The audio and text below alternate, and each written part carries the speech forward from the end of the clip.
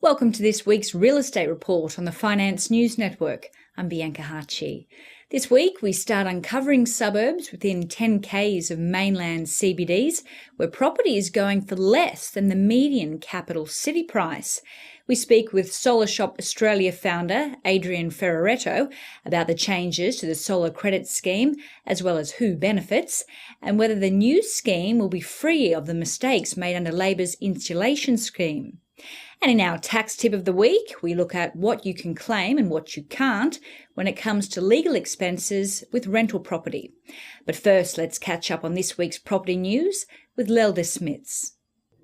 The latest figures on housing finance show there's been a drop-off in the number of people buying property in Australia.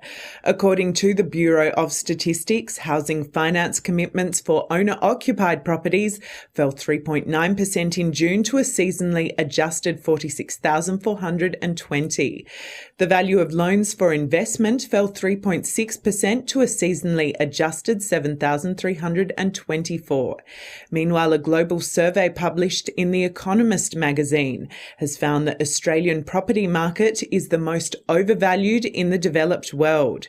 The results found Australia was 61% overvalued based on the current ratio of house prices to rents and historic ratios. The Hong Kong property market was the second most expensive, being 53% overvalued, followed by Spain at 50%. Strong demand for buying property in Australia, coupled with a shortage of housing in populated areas, are the main factors influencing higher property prices. In focus this week, we start our series looking at the most affordable suburbs within 10 k's from mainland capitals, starting with Sydney and Melbourne. First up, Sydney, where the most affordable suburb under 10 k's away is Sydenham. Located just 8 kilometres south of the CBD, the suburb's population in the last census was 6,744. Being so close to the Sydney city, Sydenham is well serviced by rail, with its own station being a junction for 3 lines on the City Rail network, with the Illawarra, East Hills and Bankstown lines. The suburb is also well serviced by buses, with the 357 linking Sydenham to Bondi Junction. Turning to the figures, and the median house price in Sydenham in the year to July 2010 was $558,500, which was 7.26% lower than the median price for Sydney of $602,000, and only one of the 3 suburbs less than 10 k's from the CBD where prices were below the mean. Further south and to Melbourne now, where our second suburb is 9 k's from the CBD. Braybrook is located west of Melbourne City and lies in between the former councils of Footscray and Sunshine in the heart of the western suburbs before the more recent urban sprawl. Some restoration has occurred in the past decade, with many former factory sites now developed for townhouses. However, traces of its industrial past are still evident.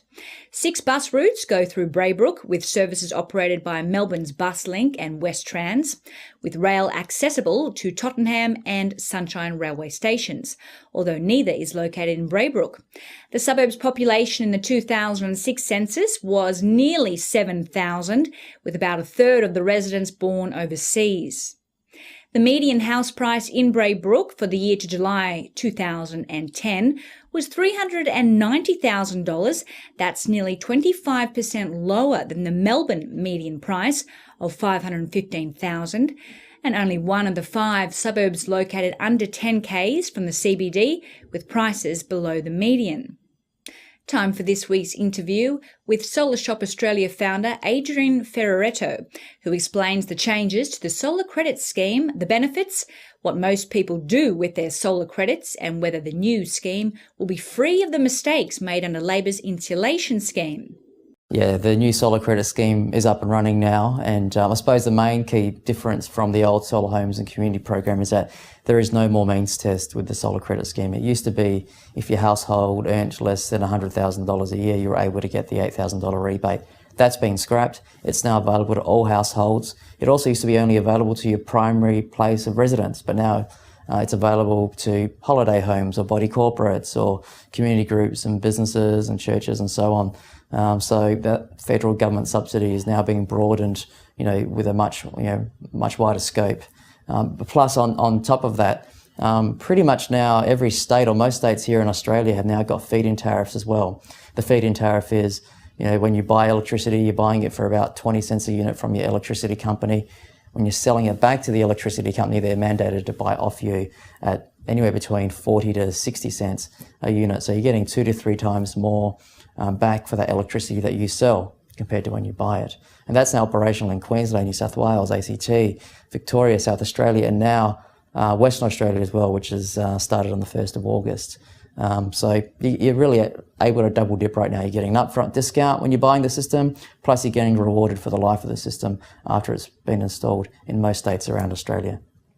I suppose how it's working in practice out there is that I know from my company's experience that most of our customers, 99% of our customers, choose to receive a point of sale discount.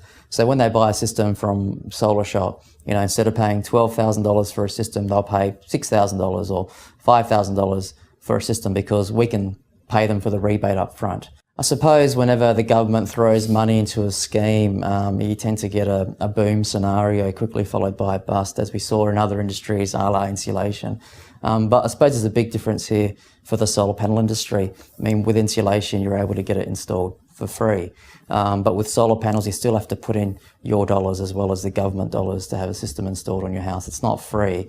The average selling price is more like, $5,000 or $6,000 for a system, which is really, I think, a good barrier to that boom scenario coming in as we saw in other industries.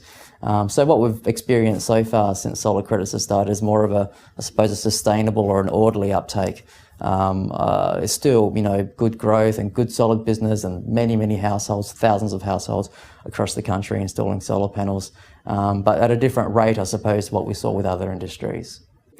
And now to the tax tip of the week from Depreciator, the tax depreciation schedule specialists. We focus on which legal expenses can be claimed on rental properties.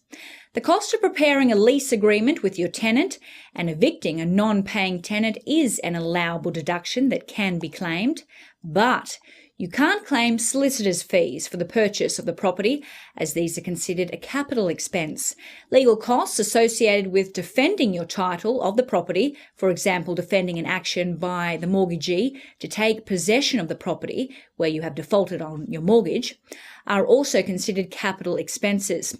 With respect to capital expenses, these are usually included when calculating the cost base of your property.